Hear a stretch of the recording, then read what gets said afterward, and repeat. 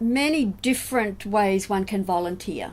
One can contribute from events, just like during the summer, or there'll be the midsummer carnivals. There's selling things, chatting to people, setting up stalls, setting up tables, and then there are the volunteers who are very more into education programs, who have committed to educating their peers on a voluntary basis at night.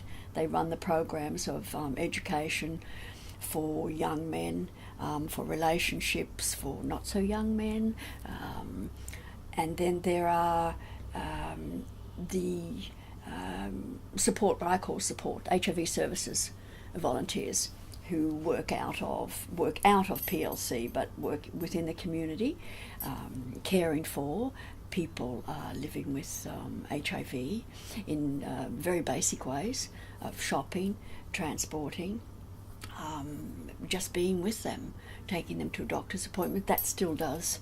So there are those type of volunteers. There are volunteers like myself, admin who come in, who help in finance, night volunteers who run the front desk, like, the concierge at night. So there's lots of ways people can, and the organisation runs on its volunteers. We have to remember that too. Sometimes I think we forget, but it's very important. Volunteers are extremely important, yes. That's what we are. We are a volunteer organisation, and sometimes I have to remind myself. I don't always, you're not aware what volunteers do right behind the scenes, but I just know that if you say to me, well, could you do this, this and this if we didn't have the volunteers? Some of the programs we run at night, the counselling, for example, no, we wouldn't. Because so many of the counsellors are volunteers. They give up their after-hours time. And so, yes, extremely important.